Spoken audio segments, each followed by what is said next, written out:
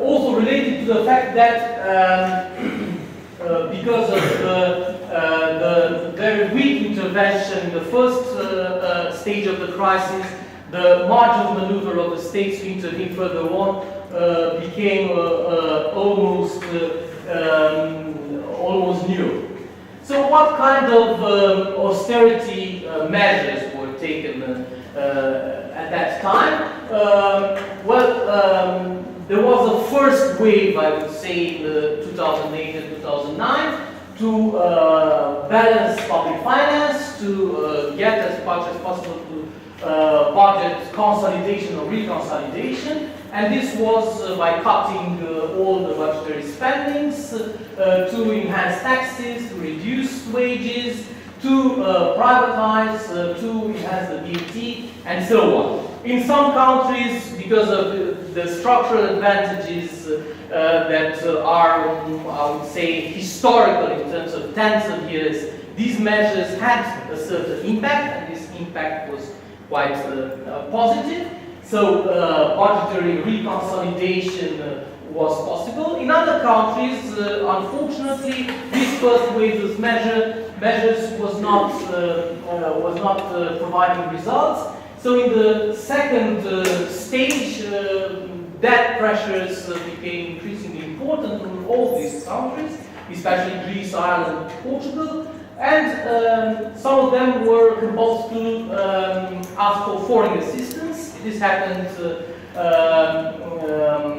in 2009-2010. Greater constraints with regard to government spending came with these agreements with the IMF, with other international institutions that gave loans to these countries.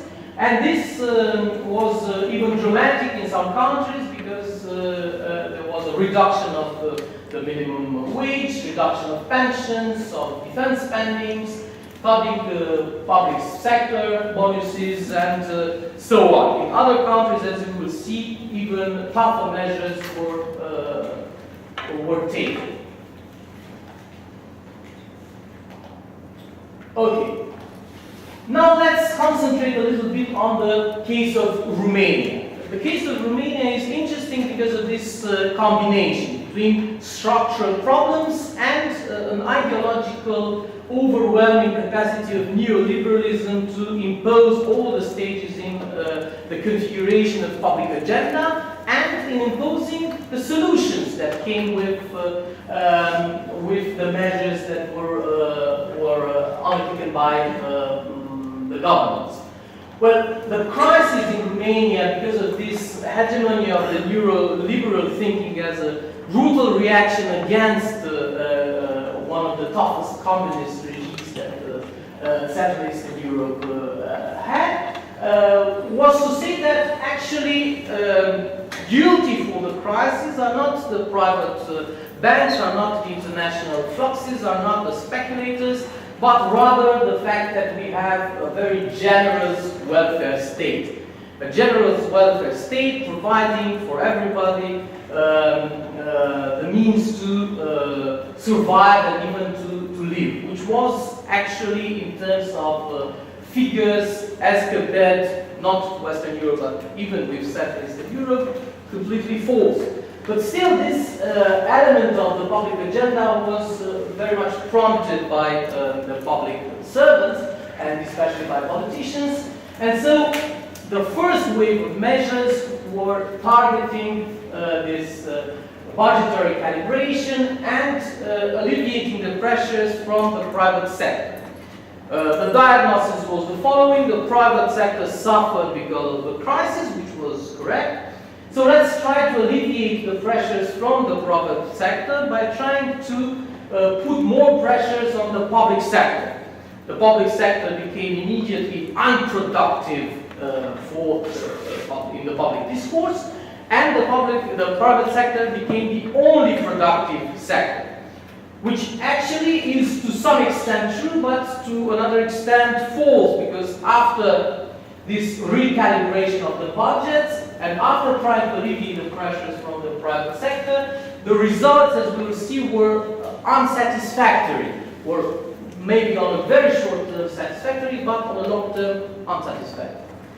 So, budgetary reform affected entire sectors, and classically health and education are two of the main sectors that are consuming resources of the state and are the perfect victims for cutting the budgets.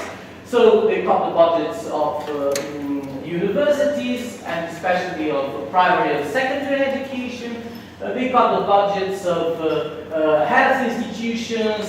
Several attempts that actually failed in reconstituting the national health system were there, but they were conducted on a very short term and with rather weak results. And several attempts to reform the health system were abandoned, both in 2010 and 2011. So the only rather possible measure for the state was to cut as much as possible, to reduce the welfare pressure on the public budget, and to try in this way to arrive to this budgetary consolidation.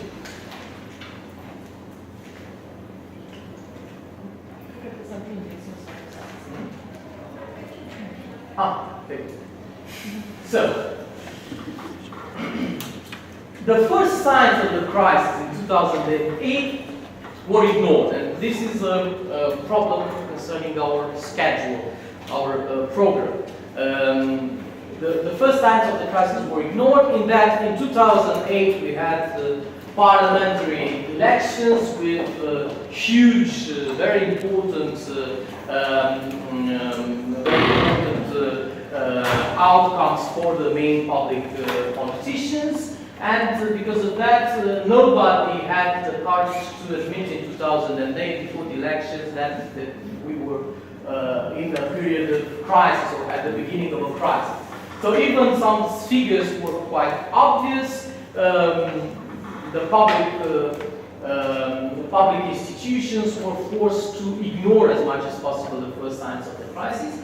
So by the end of 2008, we had elements of crisis in Romania that were already comparable to those in the states where the crisis outburst by the beginning of 2007 or by mid-2007, like in the USA. So exports in fast decline, crediting had to be blocked by the bankers with, on their own decision-making systems of the banks to stop as much as possible, to hinder as much as possible crediting. And the stock market became, I would say, rather inexistent. Nobody was on the stock market anymore because prices were going vertiginously down. And all this with elections, with electoral pressures, populist electoral pressures for redistributing, for promising, for winning.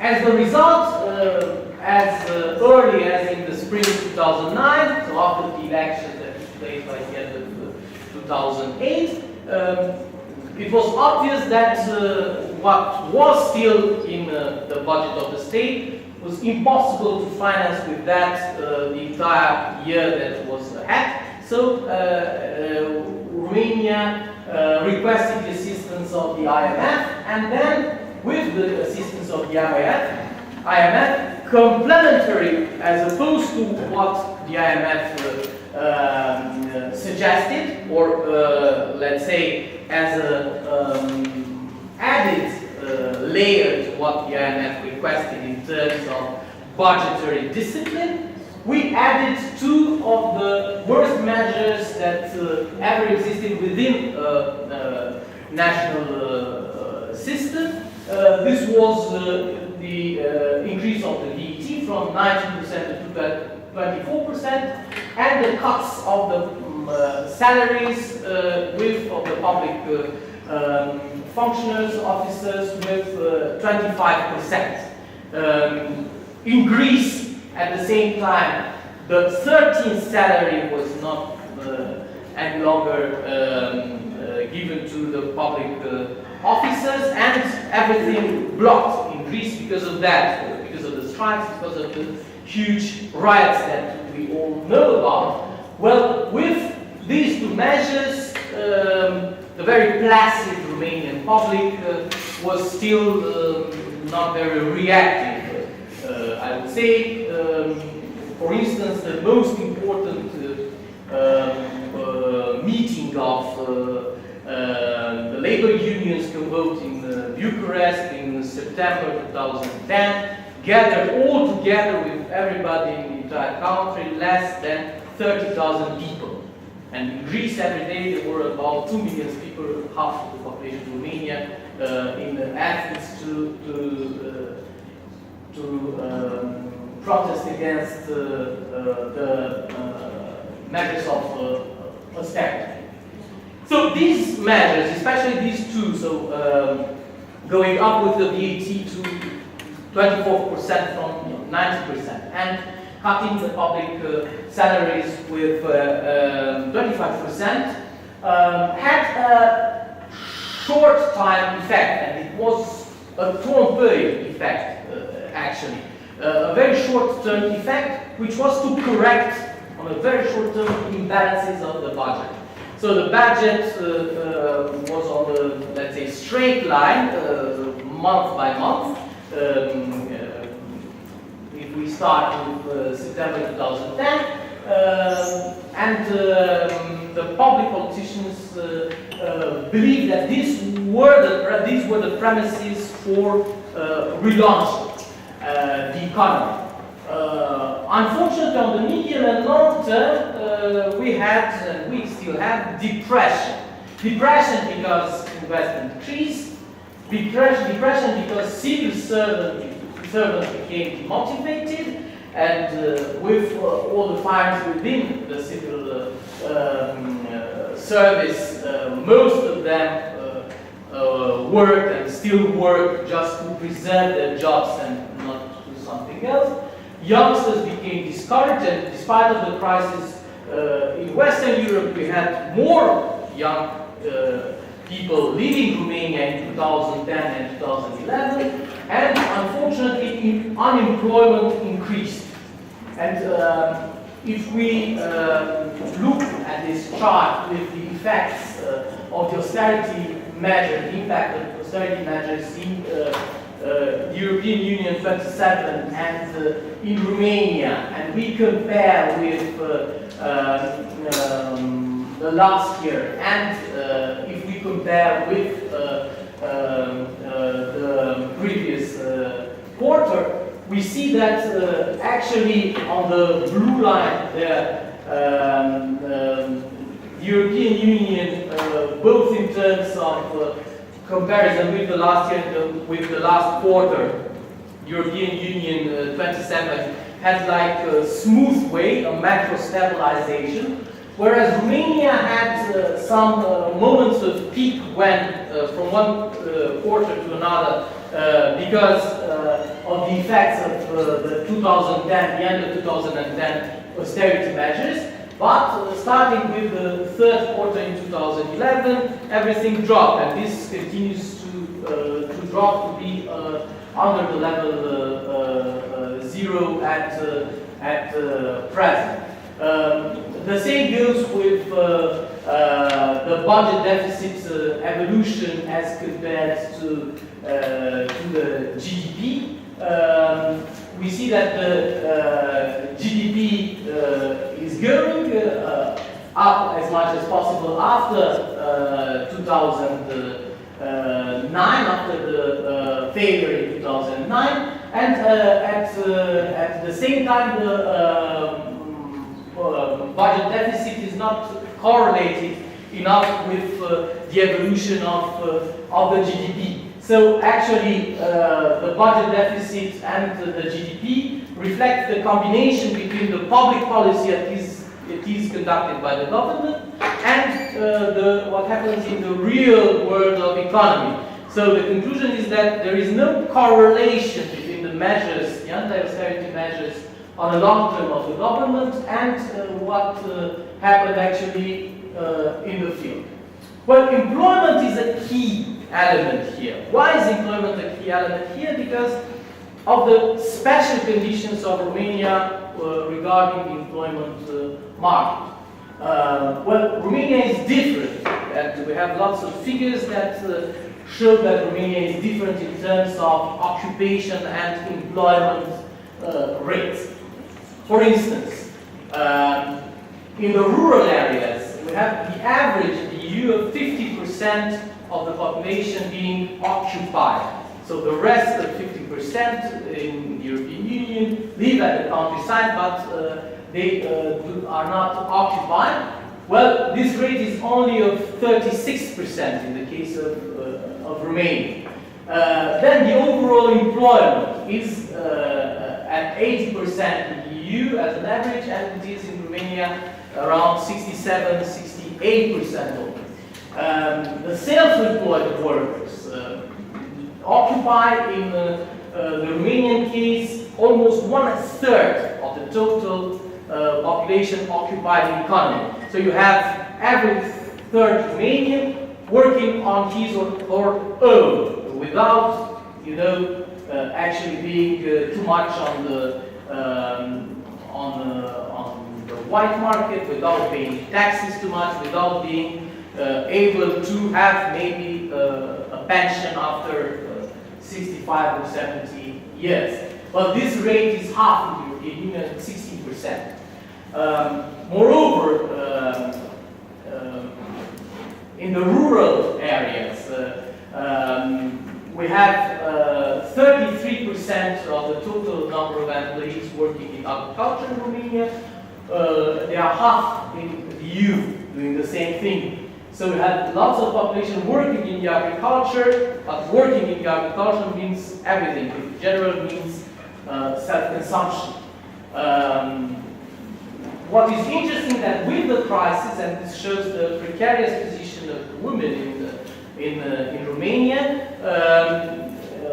there were, in terms of percentage, two times more women to be sacked out from their jobs in Romania than in the European Union. So roughly 30% lost their jobs in 2011, for instance. And this is also to be taken with precariousness. Why? Because a large part of the occupied force in Romania works in formal jobs. They do not show too much in the statistics.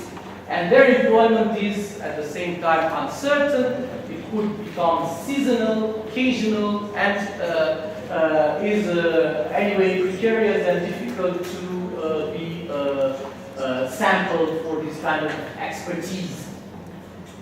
So, governments try to achieve as much as possible a relaunch, but the main achievement was a very short-term stabilization.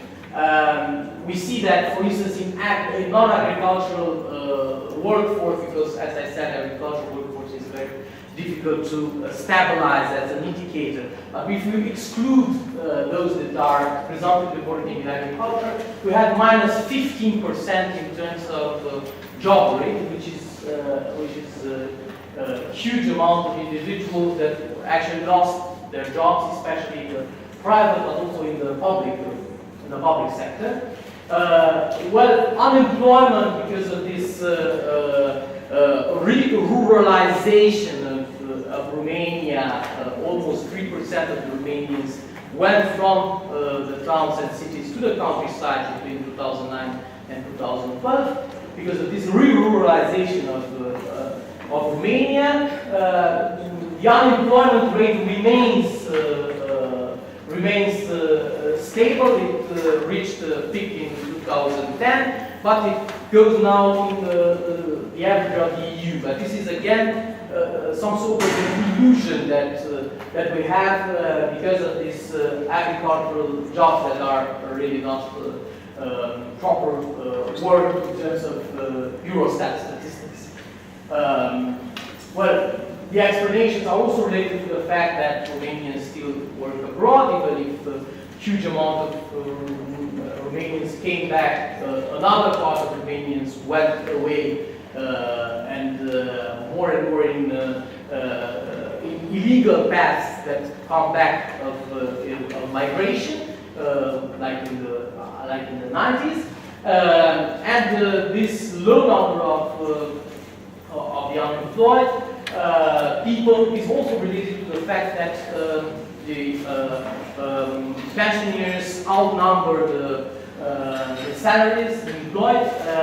Informal jobs are estimated at being at around 700,000, sorry, and this is a population of 20 million people, also a very important figure. We see that, for instance, for those who are normally properly employed, people from 20 to 64, the overall trend in the EU was to become stable and to slightly increase the percentage of employment. So we see that in 2002 we had 66.7. In 2011, in spite of the crisis, we do have 68.6 of this type of population employed. While in Romania, because of this pervert type of system which pushes still individuals to go to retirement as early as possible, lots of possibilities to avoid the law and to go to retirement. From 63%, we are now at 62.8%, which seems to be a structural, important structural problem of Romania in this regard. Now we see that the crisis impacted first on the poor and very poor people. Polarization increased, and I have other figures I want to show you them, showing that polarization increased very much. Well, at the same time, the category also very affected by the crisis were youngsters and children. School abandonment, for instance, doubled between 2008 and 2012. This is also interesting to see that especially rural population decided not to continue the education and sent them back to agricultural field work, cattle and so on, in order to extract as early as possible from one youngster or child a maximum of profit, which shows that the crisis really changed the status of mind of individuals working especially in the rural areas. Another element of deficit is the fact that we have marginalized, discriminated, and increasingly numerous Roma ethnic group, estimated at around 10-12% the total of the population, with huge unemployment rates, more than 67% of them, for instance, 2012, are unemployed, and another quarter are employed on a very daily basis. So this is actually dramatic in terms of the relation with the labor market and the actual integration of these people. What also affected the power to the power of the state to work with the revenues of the population, to tax them, and especially to move them again within this economic circuit, was the fact that because of the crisis, very numerous Romanians, several millions of them working in Spain and Italy especially, sent back emissions that were increasingly lower. So this dropped from, you see, 2008, the peak of 6.6 billion euro per year within Romania, coming from the work of Romanians abroad, to 2011, 2012, a dramatic percentage of 2.1. So 4 billions of euros disappeared from Romania because of that, and this of course affected affected the entire social and economic framework. What about the social protection system that is actually meant to recalibrate as much as possible these deficits and to include, to alleviate actually the pressures on the population in terms of crisis, in times of crisis, in times of lack of resources? Well, the system is underfinanced. The percentage which social benefits have within the overall spending is really low. We will see that it is lower than in other EU countries. Social services developed in an unhealthy way, and this was the first field within the governmental structure that was tackled within the crisis. Not only we provide too much public assistance, it was said, but we have a very generous plethora of functionaries, officers working within the public assistance system, which was also, in terms of statistics, rather false in comparison with the other European countries. So in 2008-2009, the first to be sacked were the public functionaries within the field of social services. There is also a lack of training and insufficient personnel in this field. This is due to the fact that the average age of the functionaries within social services is rather high. We see here the fact that transfers in terms of social health and pensions are less important than in the other European Union countries. Overall transfers are, for instance, 2010, of almost 30% in of the GDP in the total average of the European Union, and of only 17%, 18% in the case of Romania. Which is more dramatic is the fact that pensions increased in terms of percentage within the GDP expenditure on social services, but the other social transfers, meaning those who are meant to recalibrate the working force, to offer new kind of opportunities for job seekers, to transform the social structure in a positive way, well, these transfers are only half, 8.1, as opposed to 16% as an average within the European Union. So this means that this field is, to some extent, intentionally kept in status of marginality. It is really considered, and this is very much in ideological terms, as being expendable to some extent. We have to provide pensions because this is the way we should do it, and well, pension is generally go to those, so they should be happy. But those social services that are important and vital in the European Union countries for relaunching, for changing the social structure in a rather smooth way, they are very absent in Romania. Another figure is the fact that against what everything that was said to tackle this social services in Romania, the average of the functionaries working, of the total public functionaries working in this area in the European Union is 9.6%. For instance, in Denmark it's around 20% even. While in Romania only less than 5% of the total public employees work in the social services, and we include here mayor's offices as well as central governmental institutions, regional institutions, including the pension offices.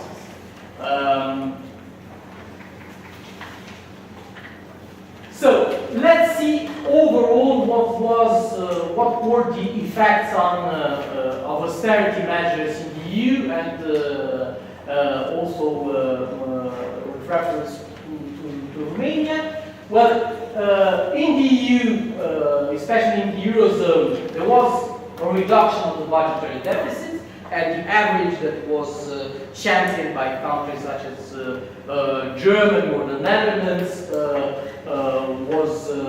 was improving. We see 6.4 in 2009 to 4.1 in 2011, the two key moments of the crisis. But if we take, with some exceptions, the average of the European Union 27, because Croatia became only last year a member of the EU, we see that there are some observations that have to be made. First, that the public debt continued to rise, more than 90% of the GDP in average. So actually, the objective that was formulated in 2008-2009 was not reached.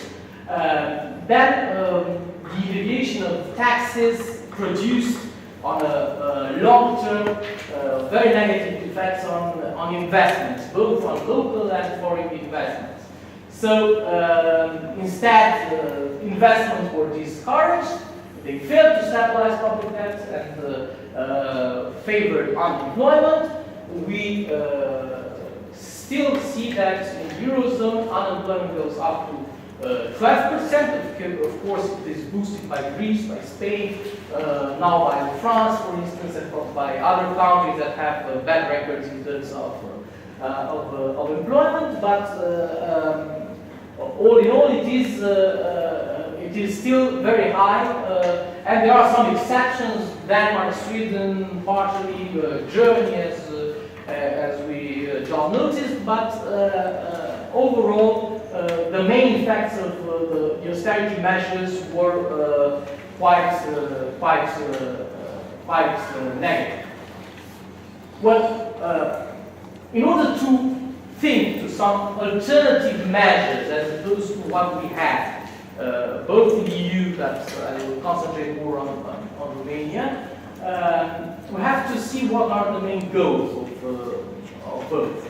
In terms of the European Union, I would say that the main goals are to regain economic potential, and especially to make profit of this economic potential, because what the foreign experts on the economy say, the Japanese or the Latin Americans say that actually the European Union has a huge potential in terms of development and investment, but it is still not valorized enough. Then I think that other objectives are related to convergence.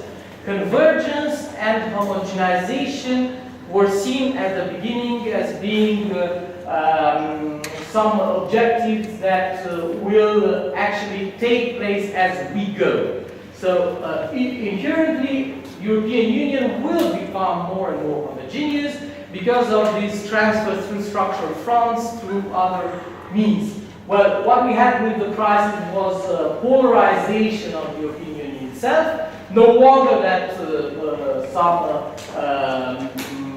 voices in the EU, like former French President Nicolas Sarkozy, suggest is to recreate two-speed Europe with the northern Western champions and the southern Eastern backward countries that should attach to this bandwagon that is the Northwest. I think that against this pessimistic view and self-defeating view, we should see that we should regard convergence and homogenization as a chance for the European Union, as a chance in that we do not put enough accent on the emerging countries to valorize the social economic potential of those countries, and especially the labor force that is rather fresh in the new entrant countries. And instead of that, we still create mechanisms to avoid internal migration within the EU and to keep people as much as possible at home. And this is actually terribly wrong in terms of long-term plan. Instead of being generalistic, there are elements that should be more underlined than the others. I think that great industry, and especially heavy industries, as there was the case in the 50s and in the 60s, are no longer the asset of the European Union, and once and for all we should abandon as much as possible the idea of investing too much in such sectors, but instead to produce a difference, a qualitative difference in those sectors that allow the EU to play a role on the world scene. And because of that, we need more convergence. It is impossible to do it with 28 now national policies in this field. But for Romania, objectives are much less ambitious, but they are there to regain economic potential, also to achieve budgetary consolidation, because as opposed to the FW, we didn't achieve budgetary consolidation, and in this sense we are in the second or third wagon of the train. We're not at all in the locomotive. And to try as much as possible to relaunch the process of economic conversion in order to catch up this average of the European Union. It is a rather middle-term objective. How to do this? There are two ways possible. The first is to do as much as possible what the Brits do. So to try to impose a radical neoliberal policy, to cut public wages, and to reduce as much as possible the number of public servants in order to push them to seek for employment within the private sphere. Then to privatize all the strategic assets, and we discussed here about gas and electricity companies, about everything that is still publicly owned, to, let's say, change even what is left of the welfare state by saying that the role of the state is only to keep, like in Hobbesian times, people together in a peaceful way, and then to assure the withdrawal of the state from all its social and economic functions, to suppress the minimum social standards, for instance, in order to push for more job flexibility, for more dynamics within the population, and to drop all the commercial barriers towards the others, in an effort to take benefit from the same gesture from the other parts of the world, so to invest as much as possible outside Europe. The question is, are we capable to do this, and will this work? Will this work if we take the EU, its dynamics, its status, its potential, as compared to the so-called BRICS, Brazil, Russia, India, China, South Africa? Is it possible to do it if we compare even with the almost tired USA, but still their USA? Is it possible to do it? Is it feasible? I would say that this is the answer is very clear. We are not able to do it. Even more, such a plan will it work for Romania if we take Romania's position within the region, Central and Eastern European countries, which is a comparison with the Visegrad countries, that is possible here. Will we be able to cope with the economic competition exerted by these countries? Will it be possible to do it with the EU extended to 28, and of course with the entire world, like in the case of the EU? I also suggest that the answer is no. So instead, we could try to abandon this neoliberal orthodoxy and to try to combine in a more subtle and nuanced way social democratic policies with liberal policies in, if you wish, centrist way, but anti-ideological or ideological. In terms of ideology, I think we had enough of the dogmas that exerts a huge pressure on the public servants all over Europe. This could have some beneficial effects, and I will discuss in the end about these beneficial effects by generating domestic capital, encouraging the domestic sector to produce capital instead of relying on external and especially non-European public investments, private investments. Then this should also allow for public investments programs aimed at restarting the engines of the Romanian economy. Once again, some fields should be abandoned with all the social costs of this abandoned, and some other fields should be considered to be the only possible solution for an intelligent investment, agriculture, energy, infrastructure. There is also another way to do it, additionally to motivate the human factor. To motivate the human factor through different kinds of professional development programs, by improving the quality of education, by considering once again, like in the 30s, that investment in education is actually an investment in the future of the community and not in the individual future of each of those who are going to school, faculty, and so on. And by relaunching this employment policy, which is still very approximative in Romania and very much related to single investors who come in one area, take profits and then disappear to go to Bangladesh, Pakistan, or somewhere else. I think there are 6 steps here to do it, and I will just briefly talk about each of them. Monetary policy and patient capital, this is the first. Then the reduction of VAT, it seems that this is impossible to avoid if we are looking for relaunching the economy. Consolidating the banking sector, supporting the investment sectors with potential, new kind of reforms for the employment market, and in the end, the sovereign investment fund, which also seems ineluctable in order to achieve the objective of relaunch. So first is the patient capital and the monetary policy.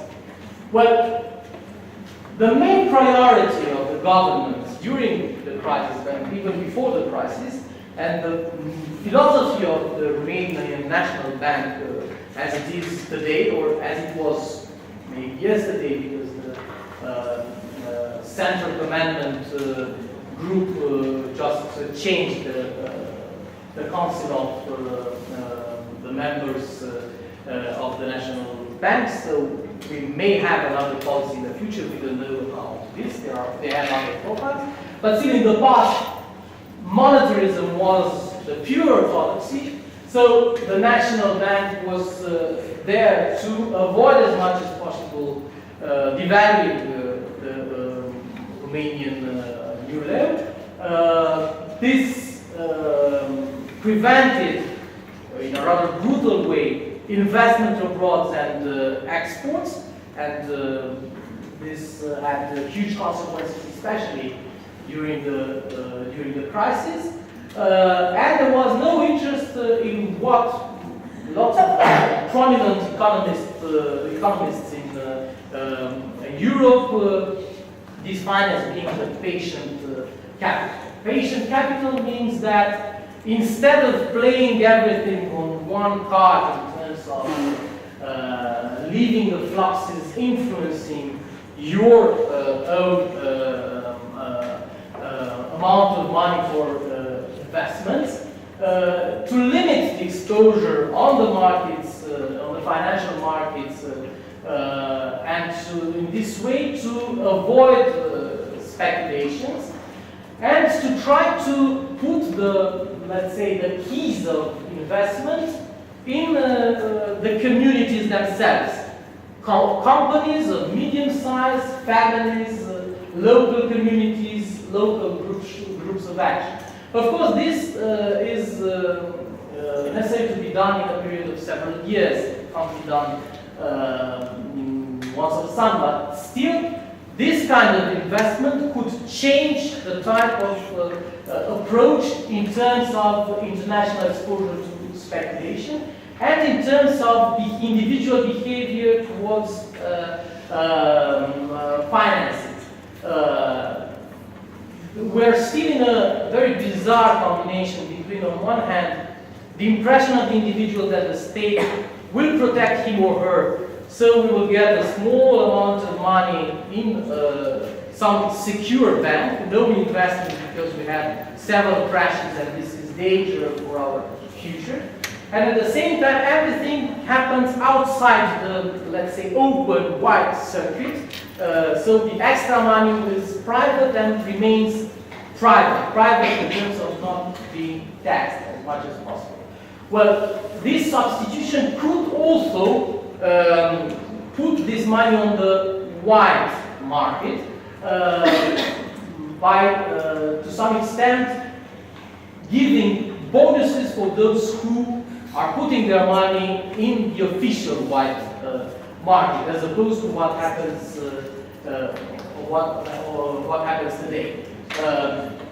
But this should be initiated, and this is one of the most difficult things to do, more by the central bank than by the government, because the government has no possible way to influence in such a dramatic switch the central bank. So the central bank is due to impose pressure as much as possible towards such a shift, and this shift could also put the emphasis on the relation between the bank and the consumer of the bank, which is the client of that bank. Now the National Bank has a very minimum package of requirements for the commercial banks, and it does not influence the relation between the individual and the commercial bank. The commercial bank is able to do whatever, provided it obeys to the rules that were established by the National Bank. A more proactive behavior of the National Bank, trying to protect more, but also to create a profile of the client of the bank who is an investor and not a pensioner of that bank, would actually change on a medium and long term this relationship of the Romanians with the investments. Then, the VAT issue.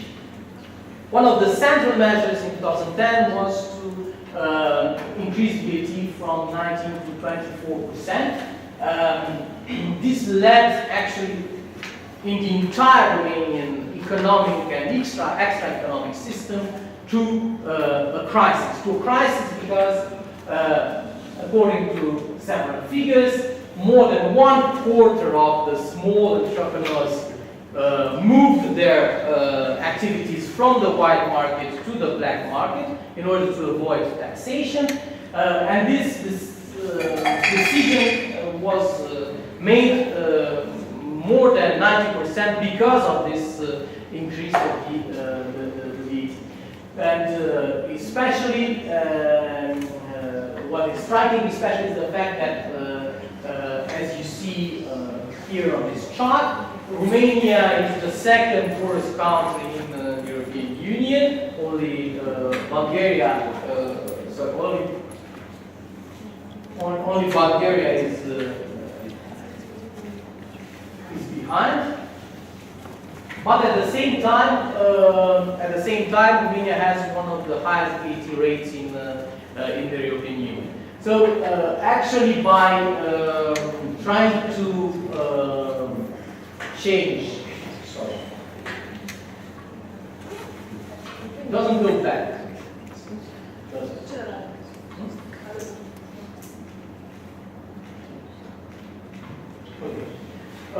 So we see that 24% is only behind Hungary, Denmark, Sweden and Finland, while other countries are back to 90% or they kept the 90% rate, and this stimulated as much as possible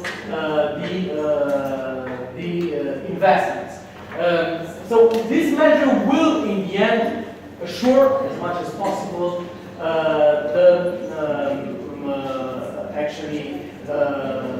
revaluation of the activities on the white market, at least on the gray market, and in the end will provide the states, the Romanian state, with the necessary amount of tax money to compensate the reduction of the VAT. What is striking is that in terms of efficiency, this was the last efficient measure that the Romanian state took in terms of results. So it was very influential in terms of enhancing the prices, but very weak in terms of results. So we see that as compared to the average of the European Union, what we have got from this increase of VAT was basically nothing, I would say. 2009, 2010, 2011, nothing changed in terms of proportion of the revenues coming from direct taxation, and this means that the measure was a failure. Then the consolidation of the banking sector. Well, there is a need at the same time, as I said, some social, democratic, or even socialist policies in terms of social care and social services, but we need also some liberal policies in terms of capitalization. So we should abandon the idea that there is a necessity to keep purely state banks in Romania. They are inefficient and generally they produce losses on all the categories where they are playing on the market. As opposed to that, they should, Romania should try to privatize parts of the state-owned banks, and in order to enhance their capitalization. And we have two examples, especially the Caisse d'Épargne example in France, showing that there is a possibility to create a mixed privately and publicly owned banking institution that serve the purposes of the state, or that serve the purposes of the community as a whole.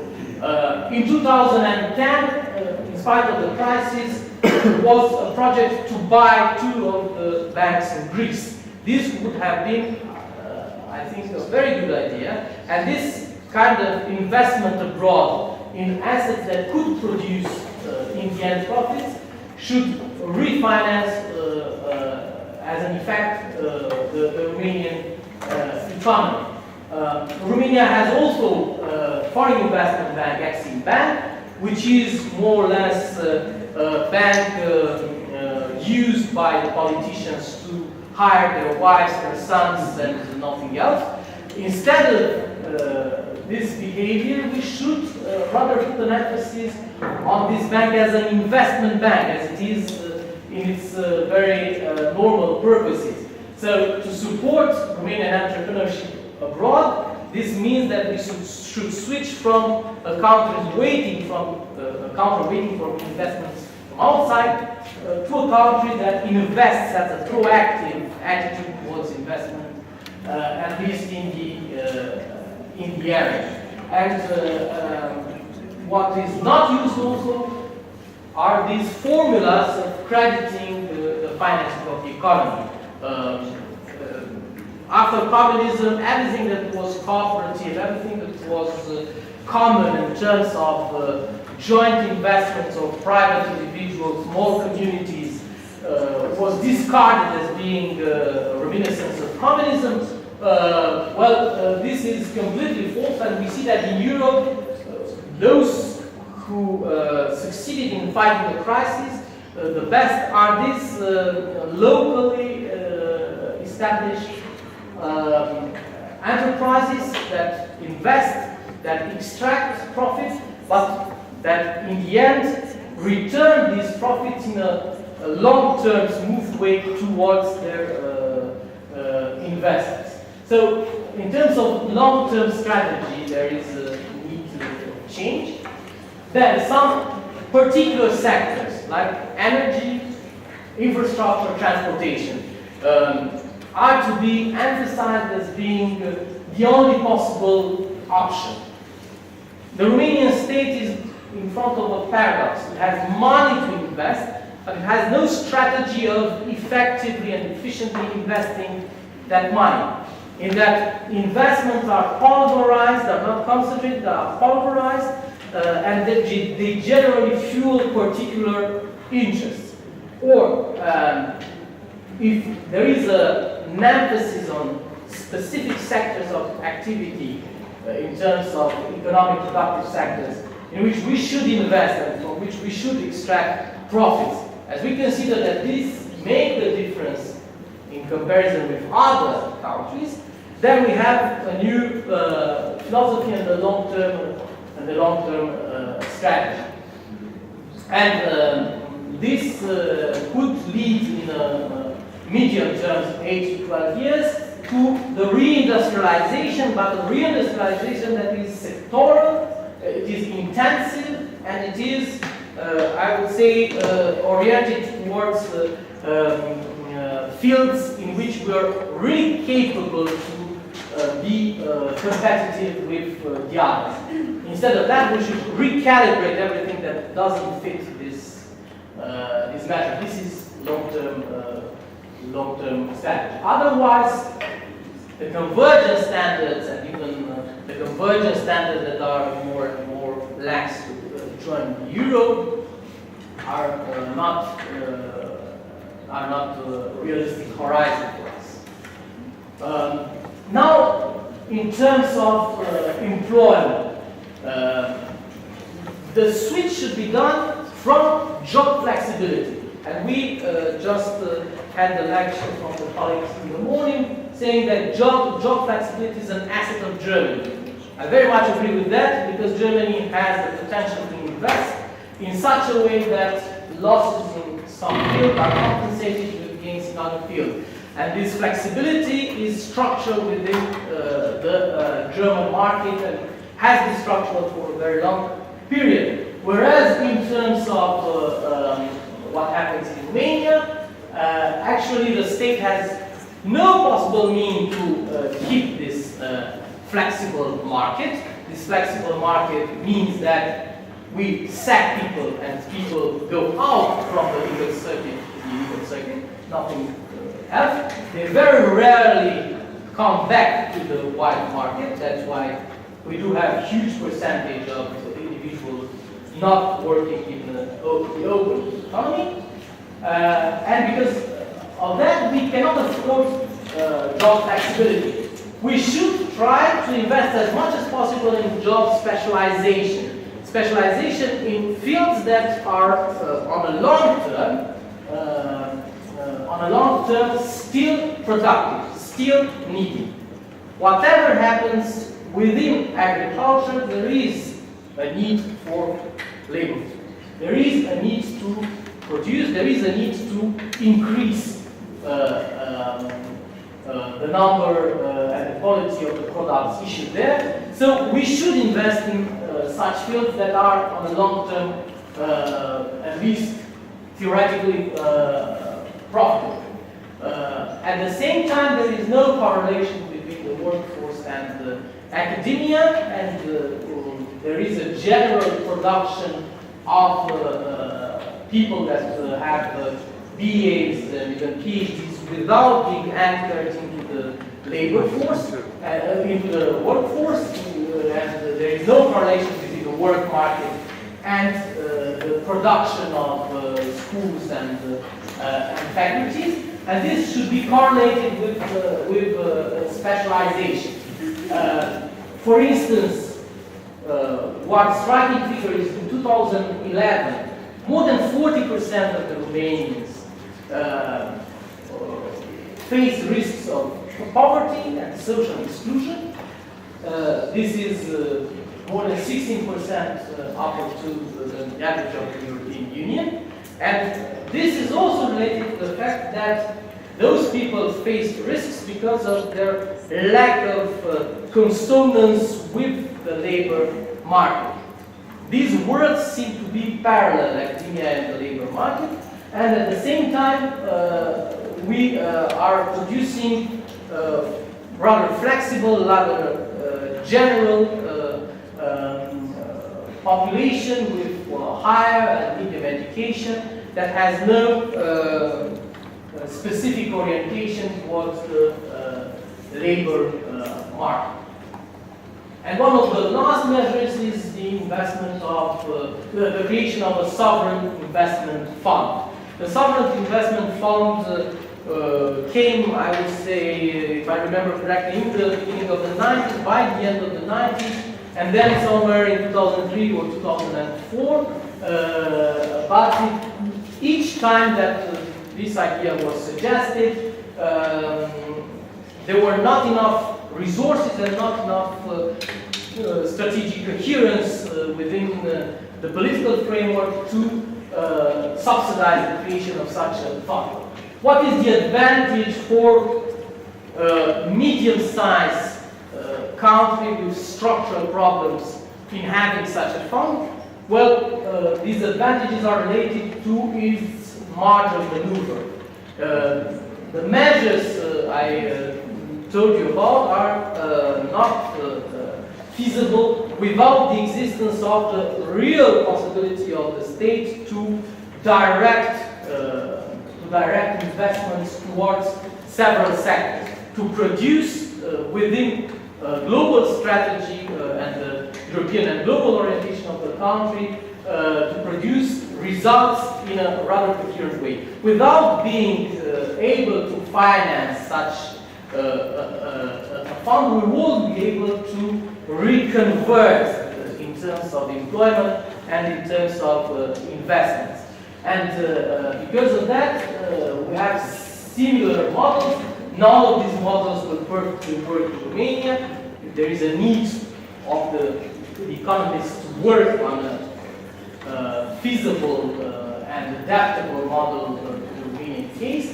But still, there are models in the US, in France, in Great Britain with sovereign funds that in the end became profitable because they defended an idea of investment of the community. One of the big questions is, where do we head? Where do we go? What's the orientation of the country in terms of 20 years? And there is no possibility to guarantee the fact that we can channel investments towards specific objectives if there is no sovereign fund available for doing that. So in the end, to sum up a little bit what I said, because I talked a lot, 5 years after the crisis, we may very well do this analysis of what happened up to now. 5 years after the crisis, the result of these austerity policies are rather weak, and to some extent they are self-contradictory. If in some fields they were profitable, in others they were just failing because of the lack of strategy and coherence, and because of the lack of investments. We need to switch this monetary neoliberal dogma as smooth as possible, but as clearly as possible in or towards social liberal mix that will allow for the states and for the local communities to invest and to create profitable and long-term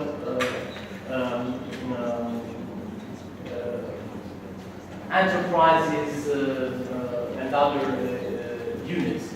And in the end, we have to face the fact that, especially the European Union, this paradigm of intensive economic development should be questioned. And instead, we should orient ourselves towards the social development that makes, in the end, the difference between the European Union and the other parts of the world.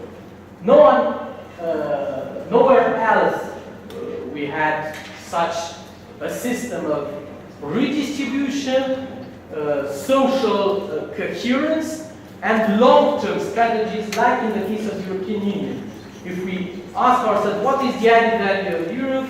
Well, I think that the added value of Europe is related to social standards, to cultural standards, living standards, and to long-term strategies.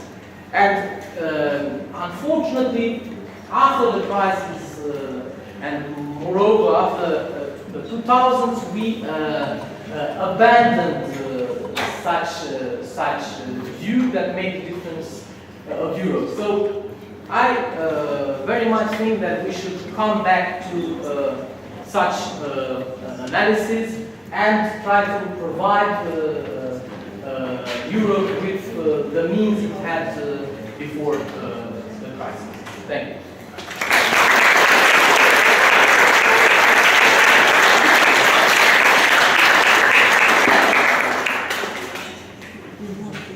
Questions, break? Questions during the break?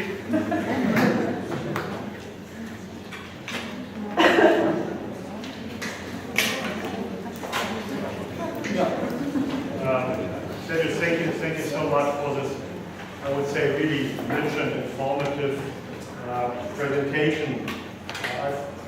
One remark and one question. One remark is, don't try to find common social policy strategy among the BRIC countries. The BRIC countries, because South Africa pursues a very different path. But this is just a remark. My question is, actually I have two questions. One is, I mean, this presentation goes beyond the conventional wisdom, because like advocate of change, you propose a different program, contrary to all the paradigms we know now, the dominating neoliberal one. First of all, do you think that Romania has the capacities to steer such a program, means to conceptualize and to implement such change? Or do you need external advice? I don't know what you can do. And the second one is, is there political support in Romania for such a program? Are there any parties or groups or whoever who is supporting this program? Because I can imagine that this partly runs contrary to the aims and principles of political elite doing business in Romania right now. Okay, thanks for the question. So I didn't say for the first remark that the BRICS have the same social system among themselves, but there is, my question was, are we able to compete with the BRICS, with the USA, and with the other parts of the world that are more dynamic? And the answer is obviously that we can't do it. In terms of the capacity of Romania to implement such a program, I would say that there is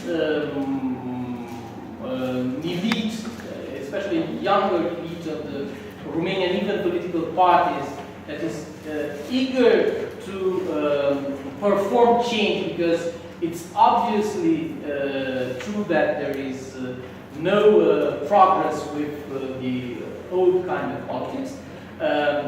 Well, when I say that there is a neoliberal ideology, this is actually the ideological spectrum that is evoked and pretended to be legitimized by by the population and by the trends of Romanian transition, but actually it's a pretext to reinforce individualism and to reinforce the capacity of individuals to destroy institutions, to change them, to adapt them,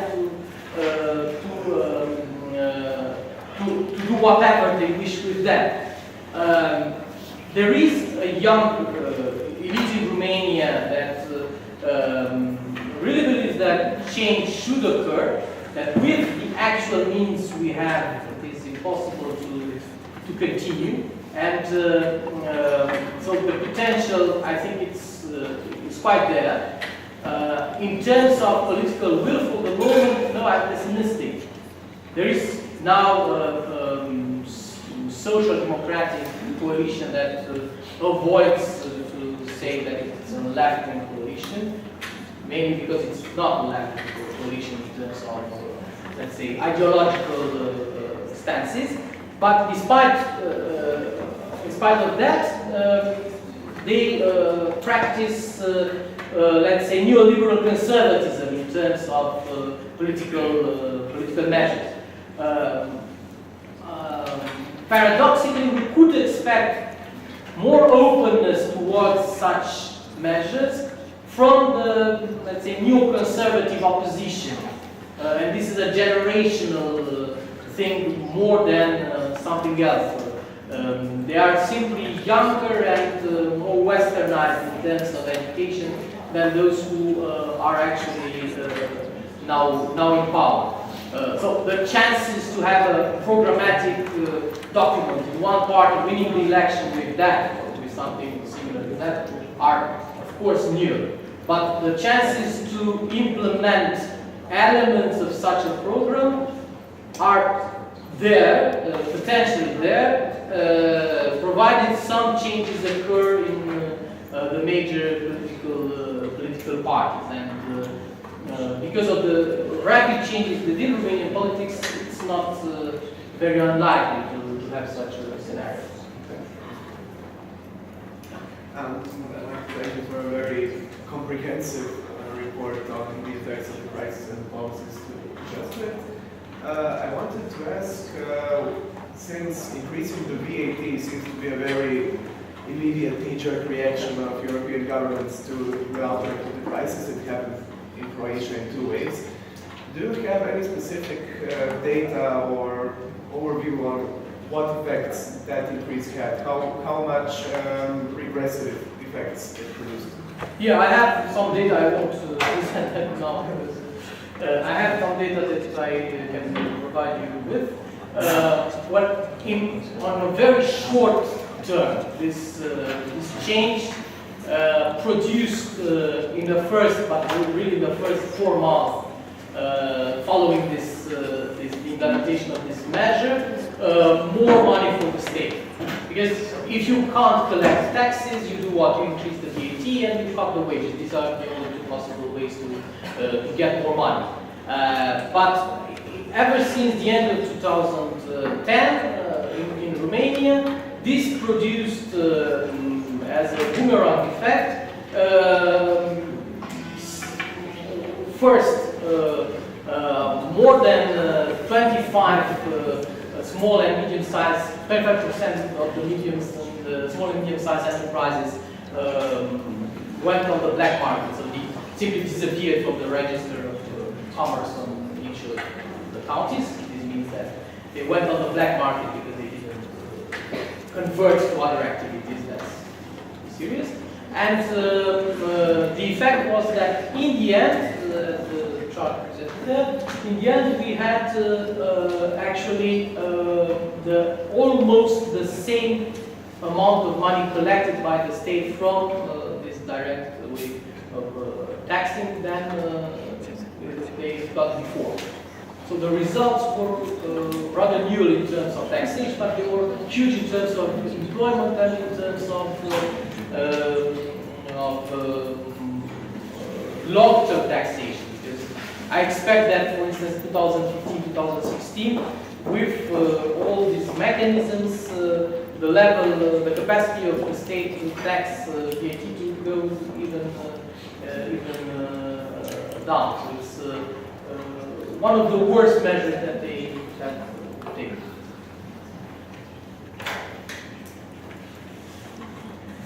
Yeah.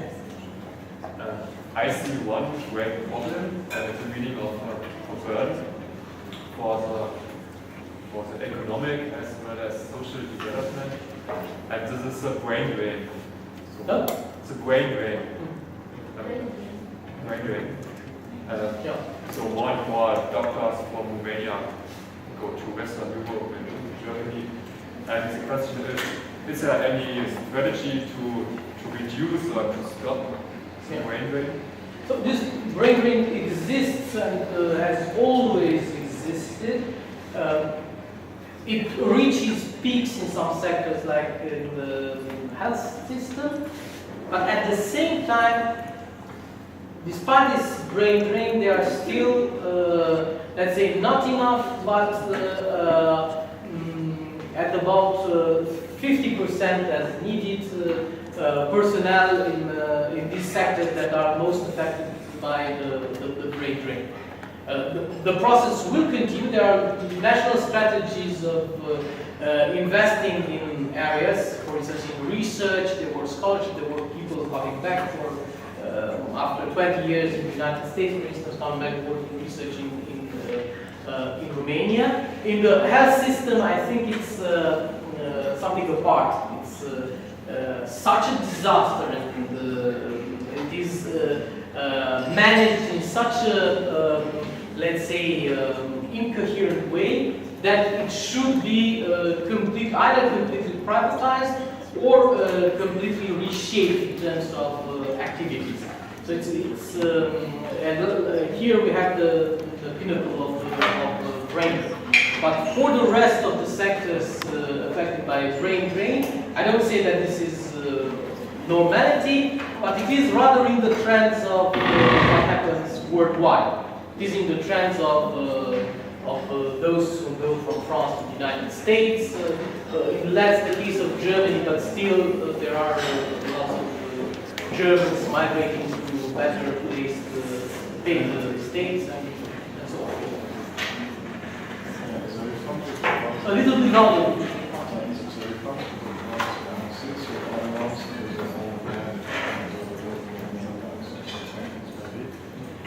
Can't hear you. What is the room? They can't hear you. Sorry. I was just asking for the room of another. No, sorry. No, I have to talk to the audience because otherwise we can't. Get up, please. Okay, sorry. I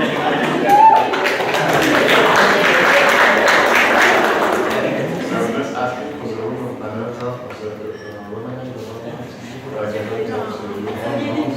You all know to the IMF and so organization. Yes. Well, the marginal maneuver that the Romanian government has is, let's say, wider than the government wishes us to believe it is. So every meeting, this is inside information, every meeting with the IMF representatives, in every meeting with the IMF representatives, the government forces to some extent the IMF representative to tell them that nothing is really possible and you can't do it.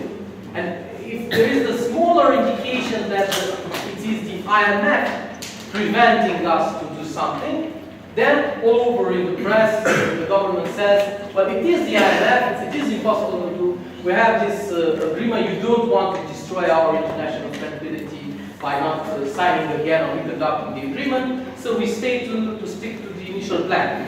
When imposing the 2010 measures, the 25 cuts on the budget, on the wages of the public employees, and VAT from 19% to 24%, President Băsescu said at that time that it was the IMF asking for these measures. It was actually like this. The IMF asked, well, Dominic Strauss-Kahn, who later on had some problems, but at that time, in an interview on TF1, said that actually this was not the requirement of IMF. Actually. Yeah. just a quick commentary. Yes. This is consistently the case for the past 6 years. The real pressure comes from the Commission. The chief economist in the IMF is Olivier Blanchard, who is basically Keynesian. It's But more- it remains the signifier of this nasty, Of course. super ego type organization. Of course. And because of that, you legitimize your public policy in such a way. It's not the first time that we have analysis coming from the IMF that are, as he said, more Keynesian and even more socialist than the analysis coming from the European lobby. Yeah. Okay? Other questions? Comments? Thank you once again. Great.